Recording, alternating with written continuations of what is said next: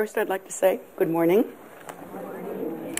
especially to all of you, which means that all of you have been mothers at some time or another, so this is your special day, no matter what you look like now. And for those of you that actually are mothers in this lifetime, double welcome to you. But of course, according to the Buddhist teachings, all beings have been our kind mothers at one time or another, and that's how long samsara has been existing. The lamas always say that at one time or another, every being we see, no matter how small or seemingly insignificant, has been our own kind mother at one time and has provided us a doorway into life.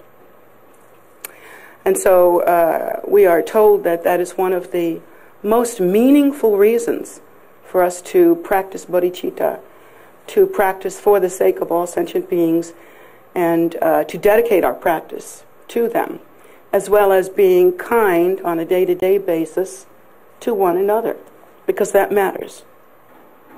I know in traditional teaching, there's His Holiness, the Dalai Lama, at this time, in this lifetime, he teaches a great deal about having a good heart and having a good sense of connection and a respect for all life, and for understanding that having a good heart is the most important spiritual practice that one can have.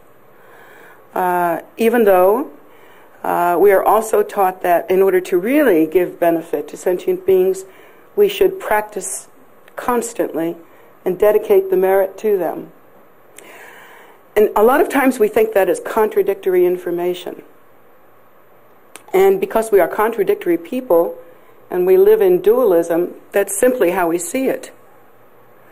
We see it in this way, that the lamas, the high lamas tell us that we should simply sit, meditate, practice, don't ever get up, finish the whole thing, and then that's it. And that's exactly what you should do, except it's a little difficult in these times. And it's very difficult to, there are so many great stories about young practitioners, young ones, like Mandarava at 16. Who practices at 16? That never happens. But there are many stories of young people who simply went into a cave and began to practice, or went into some sort of retreat and began to practice way, way back when. Nowadays you couldn't even do that because the truant officer would be after you. You have to go to school. And then for older people, a lot of times it was customary to raise one's children, to do the family life, to live the life of a lay person. And then at a certain age, when your children were old enough to not only provide for themselves, but maybe help out a little bit for you, then a lot of older people would simply go into retreat and prepare for the next life. They would have that kind of faith, that that's how you handled life. When you could practice, you practiced. And that's what it was really all about. But of course, nowadays we have this difficulty, and it's called our modern life. And again, it all depends how you look at it. Because in one way, we're not in a hell realm, so there is the opportunity to practice. I mean, here's the book, here's the place, there's your head. What's the problem? So we can practice. But in another way, we have to go to work, and we think, I've got to rest, and we have all our little things that we have to do, and they're all very important. Many of them, the things that we have to do, are about surviving, just making ends meet and so forth. And so we're thinking at this time the best thing to do is to get the highest possible teaching and just practice that. Except that it doesn't really work that way.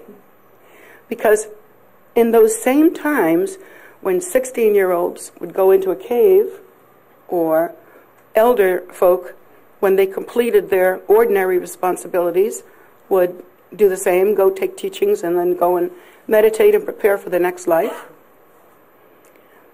Even though life was like that then, in this life we don't have that kind of idea. We think, well, if I can just take one practice, it's almost like the 30-minute sitcom has infected us. You know, the 30-minute show that resolves everything. Like even American Idol, you have somebody every week that you can either laugh at or clap for.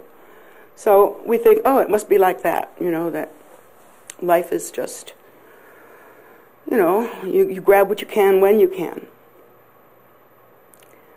But I think we had a better understanding of Dharma in the past. And that was, we understood that Dharma is like a great ship crossing an ocean that is sometimes calm, because oceans can be calm, is sometimes raging, because oceans can be raging, and is sometimes, well, mostly kind of in the middle. And that's the condition of our lives. Sometimes life is sweet, sometimes life is a nightmare, and mostly it's in the middle. And so our understanding has to be that we are crossing an ocean that is unpredictable, and that is cyclic existence, phenomena. In crossing this ocean, even if you have the best ocean liner, and for my money, the Paiute lineage would be considered the best ocean liner. But you could say that any form of properly conducted and properly transmitted, properly practiced Dharma is the ocean liner. No matter how big that ocean liner is, it can go down. Think Titanic. We know how possible it is for unforeseen circumstances to simply drive us crazy, you know, or drive us into a life situation that's disturbing or troubling or makes life difficult for us. Many of us have had that. As you get older, you can't miss it. I know Annie's had her hand, and God, you've been through everything. So we know how that goes.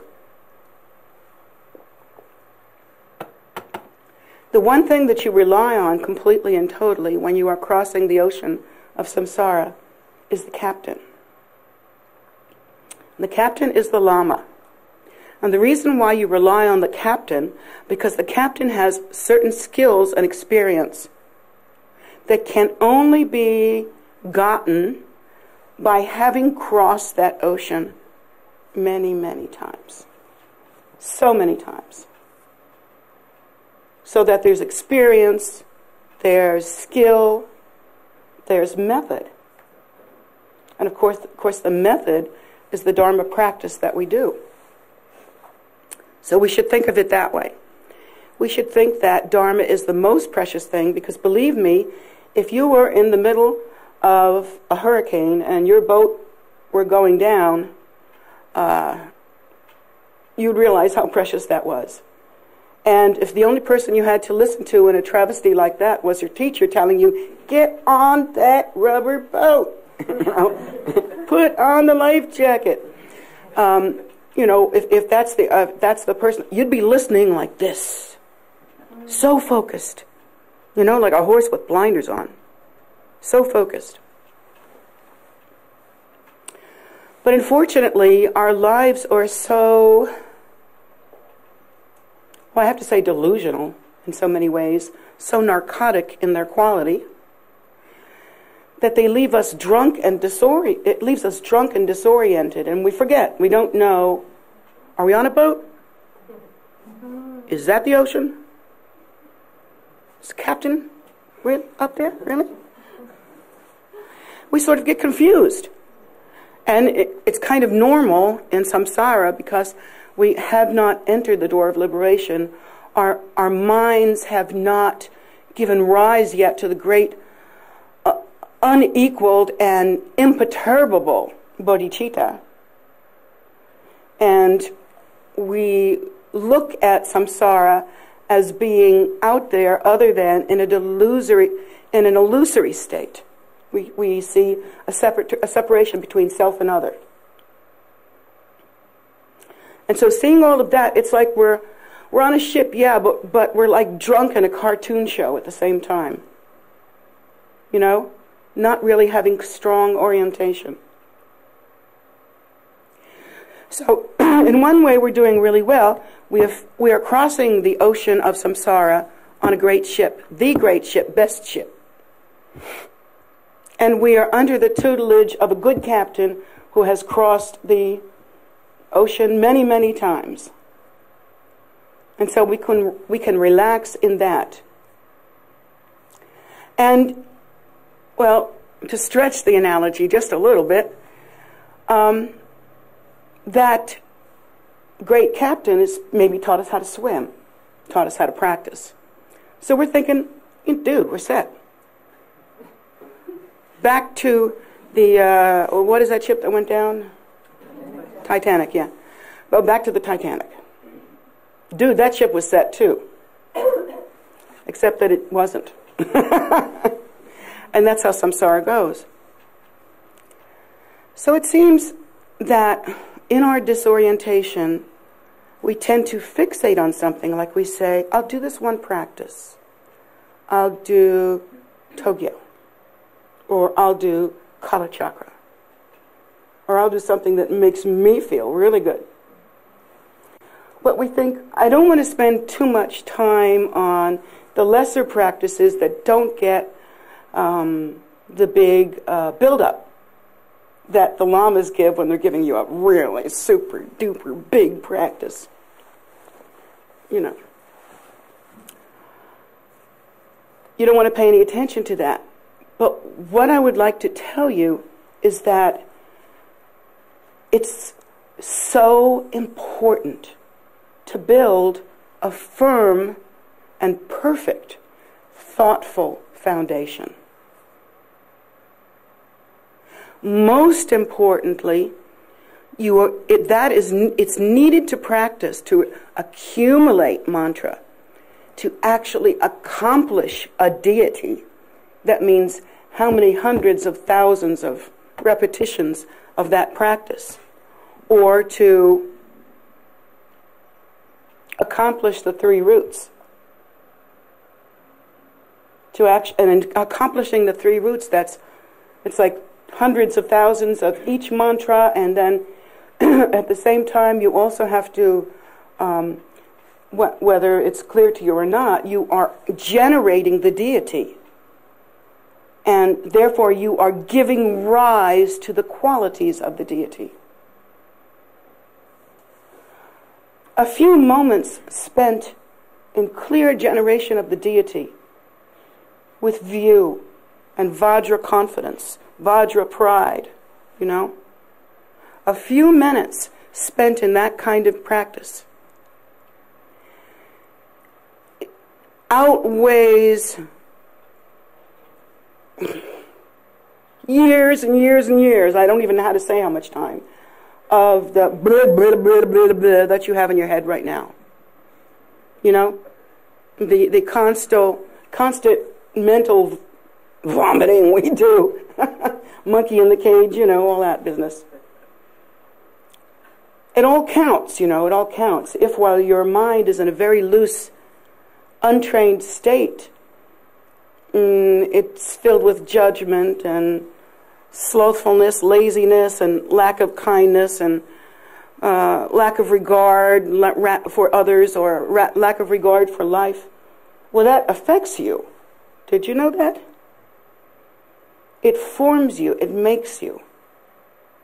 And it's not a secret, because no matter how nice you act, people know. They know. They know what's really under there. So,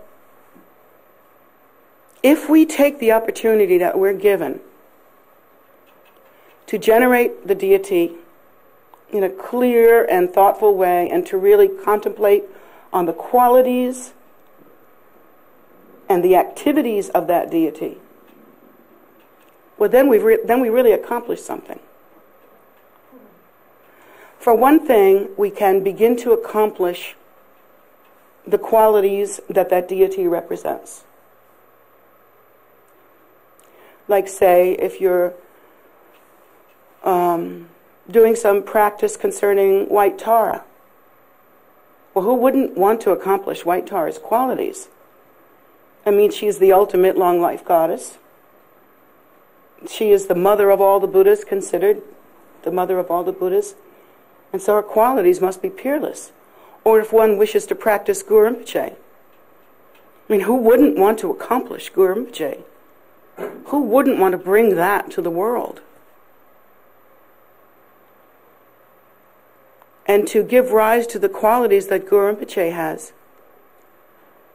The Vajra pride, the certainty, the purity, the kindness, the dignity and the regard, and the certainty that he was going to live not only this, but every life, every single appearance would be for the sake of sentient beings. Well, who wouldn't want to accomplish that? But in order to do so, we have to take note of how it's done.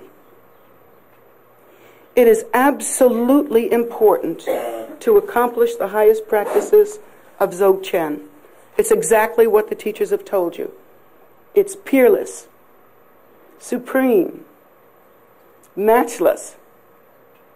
But all this mantra, all this practicing the view, all this generating the deity, this is all part of the great Dzogchen lineage. It's not separate.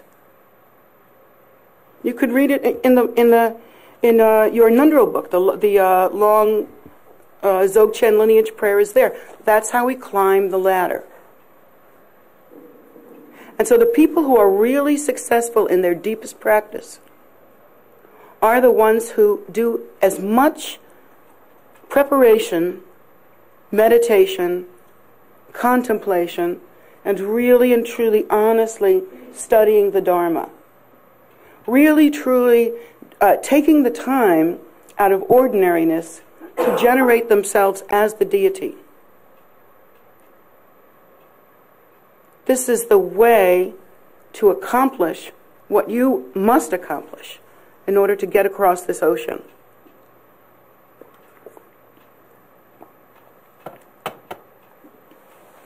Each of the deities is seen with different postures, different hand implements, different attitudes.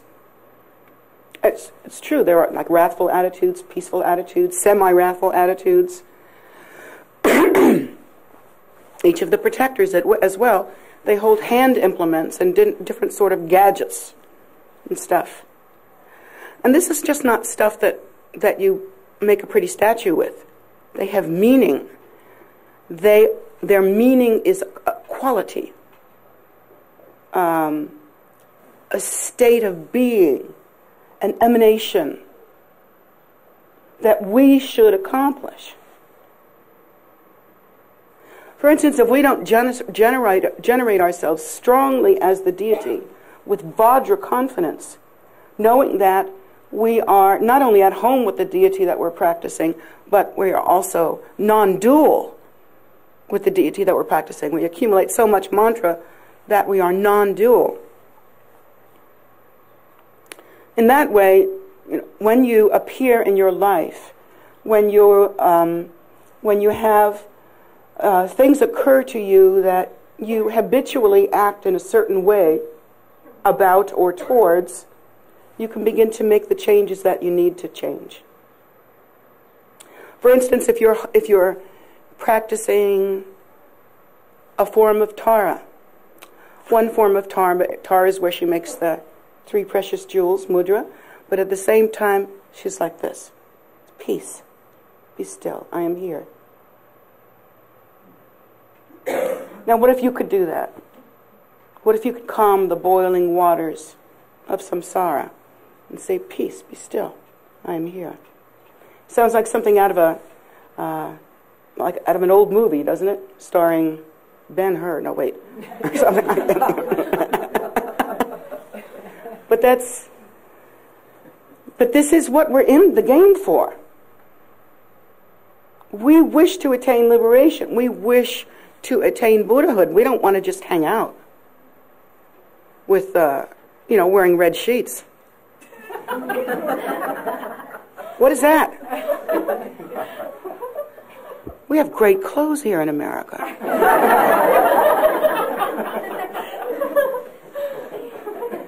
So, I feel like in our lineage we have an amazing family connection here that's so beautiful and so wonderful, and I love that about our lineage, and I feel that way about the elders in this lineage. And I think about His Holiness as Big Daddy. He's Big Daddy Payul. And if he says, get to the top and practice the Trek Choden, the Togyo, I'm going there. But then there's me, and I'm the mommy. And I say that yes, you should do what Daddy says. Absolutely.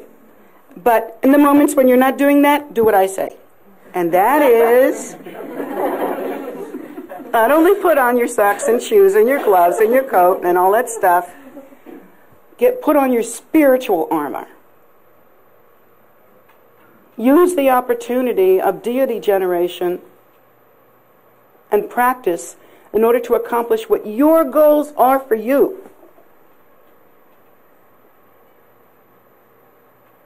You want to give rise to the bodhicitta. You want to give rise to the deathless Vajra body. Whoa, we even have the practice to do that. And we want to, not only that, we want to subdue and overcome our own natural samsara poisons, which are our habitual tendencies in samsara.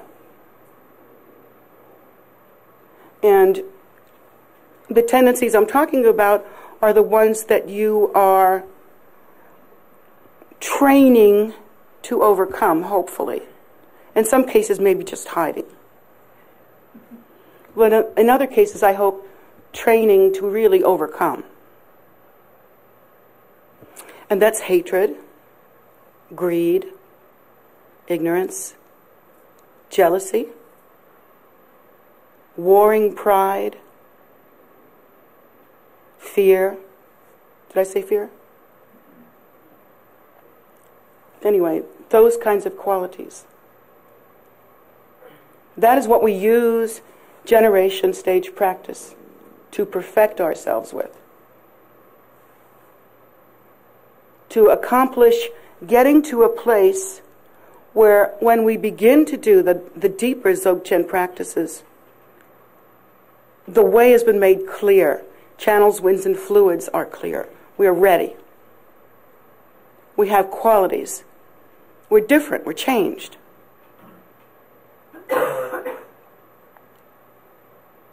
We're ready to jump into the deep end because we know how to swim.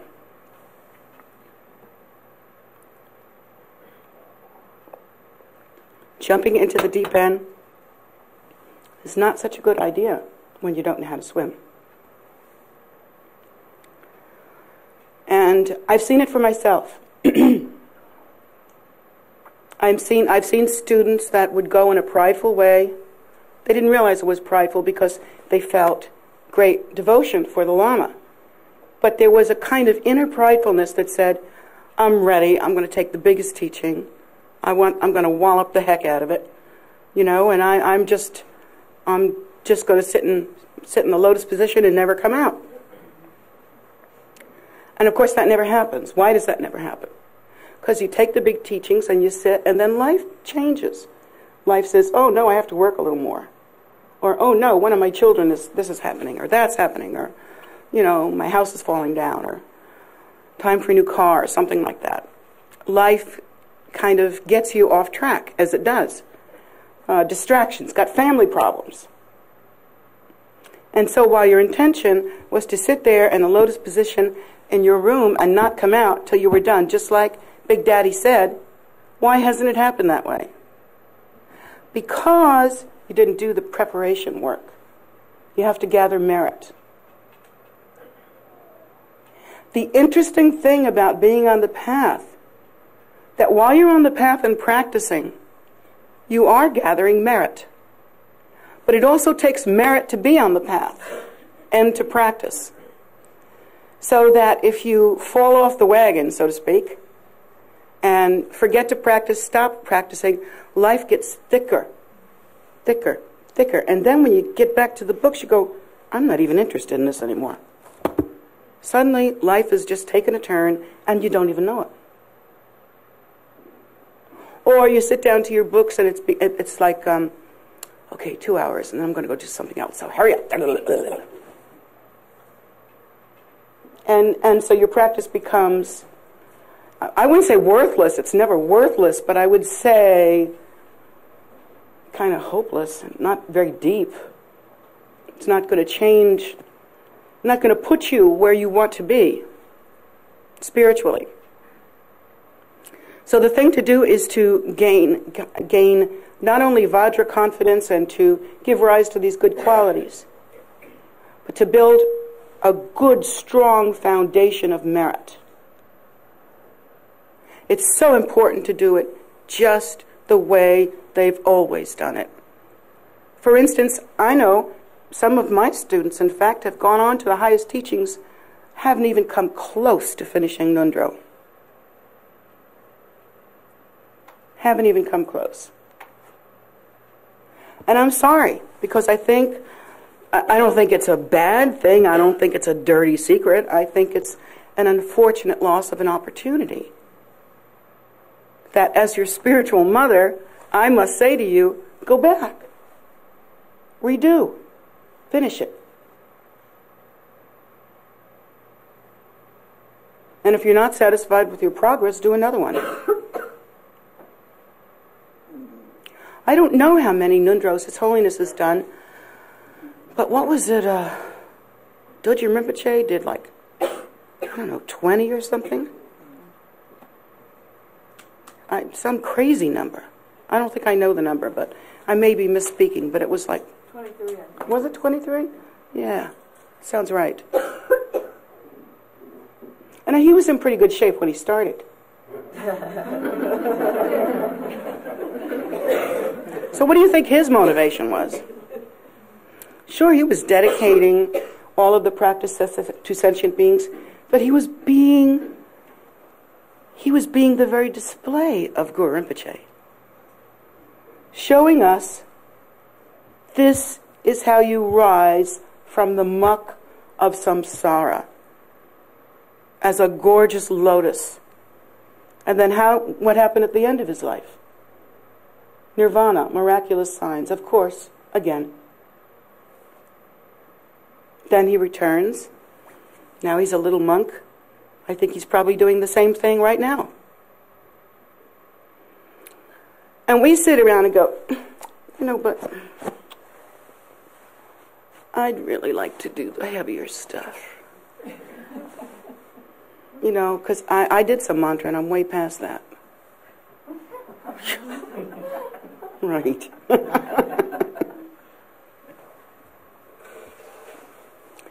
So I don't think that should happen to you. I don't think you should get that prideful and that stupid and that dishonest with yourself. And so as your mom, on Mom's Day, I want to tell you that you should put in the time. It is a worthy, and I do. I do. I practice every day. My stomach's grumbling. It's practicing too for some lunch. But I practice every day, and I do so because if I don't, I am different. And I see it. I see it. Focus changes. Something starts subtly. It starts in a subtle way. You're at a point where, okay, you're turning this way a little bit, you're not practicing, but you can get back there. You could still get back there. The book's right there. You're right here. What generally happens is, that analogy I've used before of oil on water and how you can just blow it with your breath, and it's like the very winds of karma blowing us around, blowing our mind streams in different directions. It's kind of like what happens when you don't practice. You don't realize it, but gently, gently, that particular stream starts to go in another direction, and you don't realize it. You don't realize it at all until you try to get back. And something pops up to keep you from your path. And then as you try to get back again, something else comes up to keep you from your path. And then as you try again, something else comes up. And something will continue to come up until you, with great strength and devotion and spiritual fervor, determination, and a willingness to benefit sentient beings, a thirst to do so, you have to swim back like crazy in order to get back. Many, many people I know have left the path thinking that they had things to take care of and they'd be back. I'm really into this, but right now I got to go do something else. Or they just think, well, this is another section of my life. Later on, I get back to the spiritual part. They never get back. Rinpoche used to say, in our delusion, we swim so far out, thinking, oh, this is fun, we're in the water, we're swimming. Swim so far out that you can't find your way back anymore. There's no more land. There's no land. And so there we are drowning in the ocean of samsara. And we don't even realize it. We think we're swimming.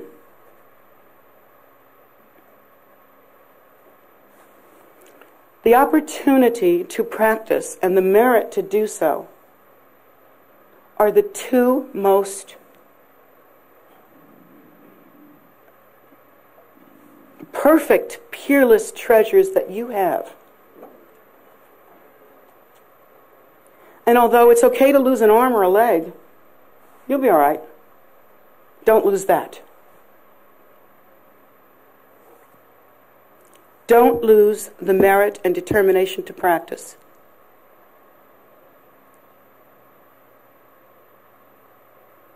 And I find that for myself, even at, whatever my stage is, if I have a good practice, it's a good long one, and I was really there with it. Not thinking, oh, I got to cut the dog's toenails or whatever. Not thinking like that, Quick, hurry up. I want to go downstairs. I'm tired of sitting here. When I have that, when I have a good practice and I'm really there, it's just, the day is glory. It's glory, no matter what happens. To me. That's just been my experience. And the days when I'm just barely keeping samaya, it's different. I've come to understand that practicing quietly on my own time and my own space is my gorgeous opportunity to be with the one that I love, the Sambhogakaya Lama. So that's my opportunity. And so I go there for comfort, for strength, for direction.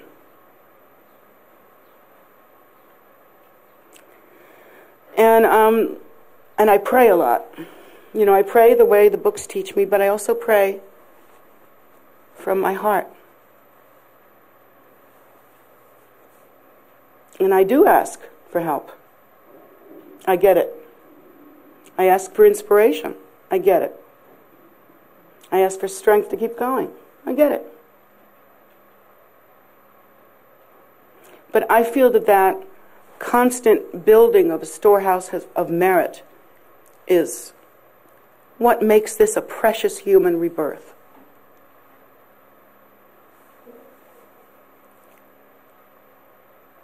And we shouldn't have rigid ideas about what that should look like either. It's very, very wonderful, for instance, to practice a mantra, even contemplate, or practice giving rise to the bodhicitta, or practicing view when you're out and about doing things. Beautiful. Whatever you're doing, it makes it so much better. And even if you go to see something very beautiful, you see like the Blue Ridge Mountains or, something, oh, this is so beautiful. I'm so glad to be here at this perfect time. Most of us think in our ordinary habits, that's my beautiful time. I'm having this beautiful time. But instead, what if you were to offer what you see as a great mandala to the Buddhas and the Bodhisattvas, and most especially to the Sambhogakaya Lama? What if you were to do that? 2 ways to enjoy that beautiful scene and to gather some merit at the same time. And so I think the trick here is, yes, accomplish the most profound practices. You betcha. Get on that the minute you can. But lay a good foundation and live a good life. These things are equally as important, and in fact, you can hardly have one without the other. You have to be steadfast in your practice and honest. And your regard for the Dharma and for the captain of the ship has to be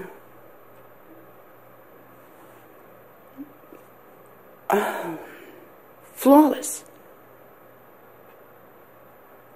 In other words, the minute you catch yourself having an ordinary thought, you think, go back and remember the analogy of the great ship in the ocean of suffering. And what happens when you're a smart guy and just swim away?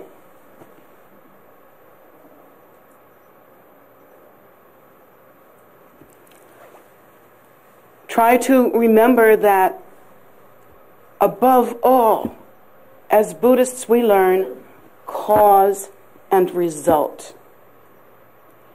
This is not a magical path. Although it seems magical in its benefit, it seems magical in what you see. It's beautiful. Look at these great tankas. It's just beautiful. But we're not thinking magical thinking. We're not saying, if I do this and this, then this will come from out there. We don't think like that. We think cause and result. If we practice in a certain way, then we gain the result of that practice. If we give rise to bodhicitta, then we experience love. If we wait for love to come to us from the outside, we will never experience the bodhicitta. We will experience waiting.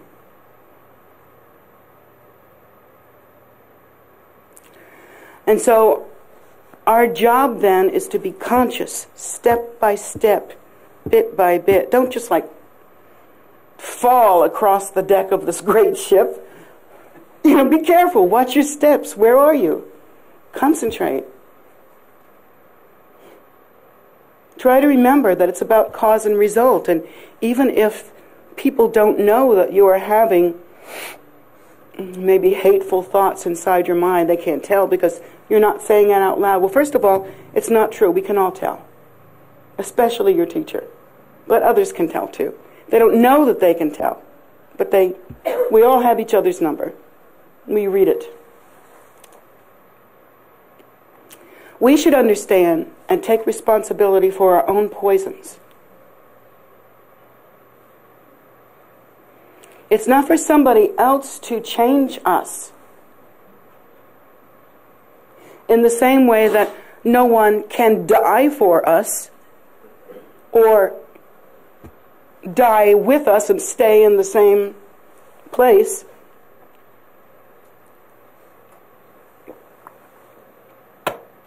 That is our responsibility.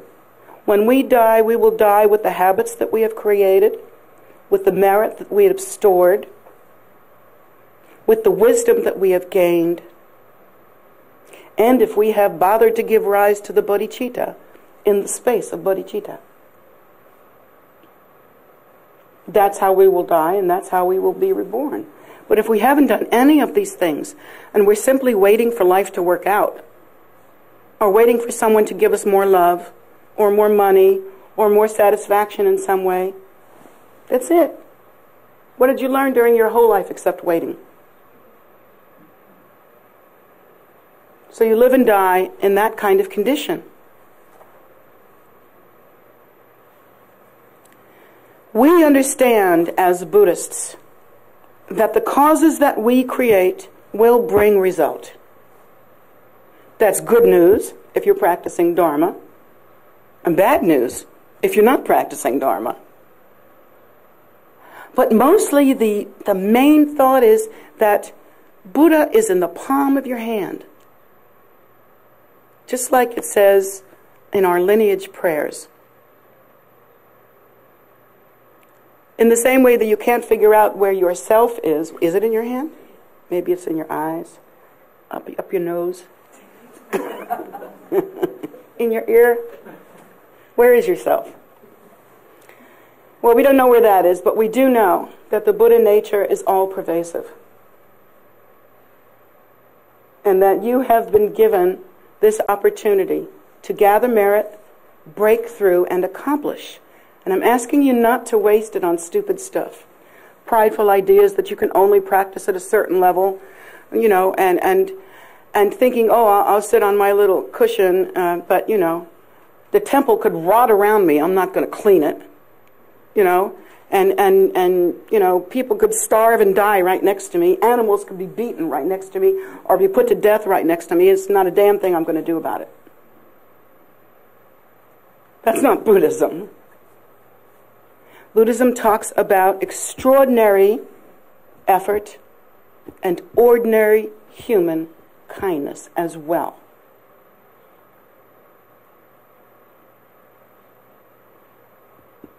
So we have many opportunities. With this, I have made sure that we have many opportunities to serve, to benefit others. I remember one time when Atira was really little. Excuse me. She was really scared of spiders. Well, yeah, but not as bad. You don't know the screams. There was a certain scream that Atira would make that was a spider scream. It was like ear-splitting. It was the come fast, I'm dying scream. But eventually she learned that little bugs were little creatures and that they were deserving of compassion as well. And then she even tried to work with some of her fear about spiders by understanding that they are totems. And so whenever she sees a spider, she thinks, oh, there must be a message. So that's pretty cool. But most of all, what she learned to do was to respect little buggies and thingies like that as beings who have within them the Buddha nature as well. So while other kids would squish bugs and stuff like that, she would pick them up oh so carefully and carry them outside and blow Om Mani Padme Hung on them and then go whoa all the way in.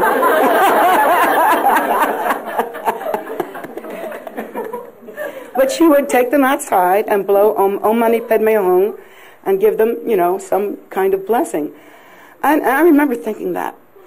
It's so amazing when we do this sort of practice. We think it's just a cute thing that you teach the kids, and it makes them have respect for life, and it's just nice that we do that. But I could see, lifetime after lifetime, in times of real trouble, real travail, that method will carry through. And just as she saved that sentient being and blessed it, the day will come when some being will come and pull her out of a hole. Save her. bless her.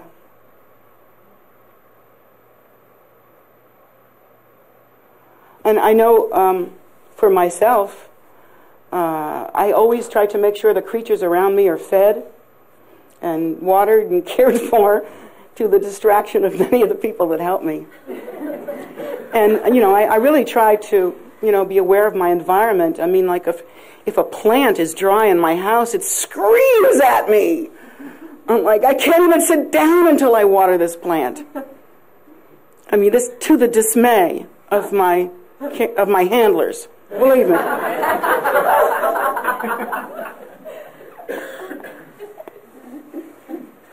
But that's it, in my life, there are many people that are kind to me and care for me, and I never have to go without. I'm always warm and comfortable, or cool and comfortable, and I don't really worry about. I don't worry about like retiring or old age. First of all, Lhamos never do that. We just go into retreat and disappear, hopefully. But I don't believe in the concept of retirement, first of all, and I just don't understand that kind of thinking. And so in my life, I know that I will be cared for. I mean, I know it because I've created the causes. I don't know how it will come. I don't know whether some fabulous person is going to buy a life insurance policy for me or something, or what. But it'll be fine. And I'm not saying that in a stupid way. I'm not saying that like a bliss ninny that says, it's all good. Life is all good. I'm not saying that. I practice Dharma. I practice Dharma every day. I take care of beings every day. Always have. My predecessors have too. They were known for caring for birds and animals and stuff like that. So I'm not worried. I believe in that ship. I believe in that captain. I myself have taken the trip many times, and it doesn't trouble me. As long as I continue to increase the merit and to create good habits and to eliminate poisons and to benefit beings, I'm content. And that's the way to think about practicing Dharma.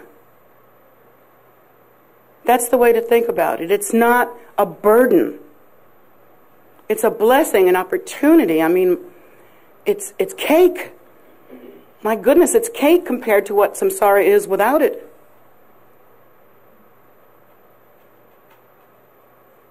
The great thing about it is that if you practice Dharma and create merit, you can make a better tomorrow.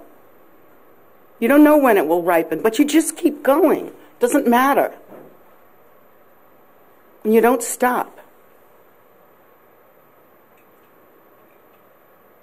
And your effort should be, yes, heroic, but more consistent.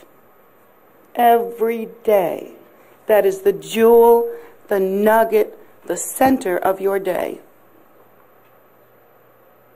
And if you're sitting here listening to this and you don't practice some Dharma, then you're swimming backwards, making a mistake. But it's so simple because you really don't have to sit down and do, the most difficult practice every single minute. You can be practicing right this minute, right now, staring at me, in your mind, You can be practicing devotion, guru yoga, giving rise to the bodhicitta, eliminating judgment, eliminating fear, giving rise to compassion for all beings. And so that's the way. It's a method. There is cause and result. You don't wait for your ship to come in or wait for Santa Claus to deliver or wait for some great event where we all start singing the Hallelujah chorus together, because that's magical thinking, and you'll die waiting. The Buddha has taught us basically in many different ways that the point of power, cause and result, are in this moment. Cause and result arise interdependently. When you give rise to a cause, you also give rise to the result. It may be separated by time, may be separated by karma, may be separated by lifetimes, but it will rise. There's no doubt about it. And right now, for the most part, you are experiencing the karma from previous lifetimes. So you can look in the mirror and say, well, I must have done something right. I'm wearing the robes. Well, don't stop there by looking in the mirror, will you? I mean, look there long enough and the view stinks. So just realize that you have this opportunity. I mean, really take hold. You must have worked so hard for this. And here you are. And you can give rise to cause and result in this very moment. This very moment that will change not only this life, but every future life until samsara ends. The point of power is in the present. The present is this moment, not yesterday, not tomorrow, not 3-year retreat someday when you're in your 70s. It is now. This now, this today. Generate the deity, give rise to the bodhicitta, gather merit, and continue to practice sequentially, stage by stage, until you achieve what you can achieve, which is recognition of the primordial state and true liberation, so that you too can return for the sake of beings for their future happiness. So that's it. It's that simple. Simple and hard. Simple because you have the power in your hands. Hard because you just can't say, I wish, I hope, and hope you'll get it. It doesn't happen.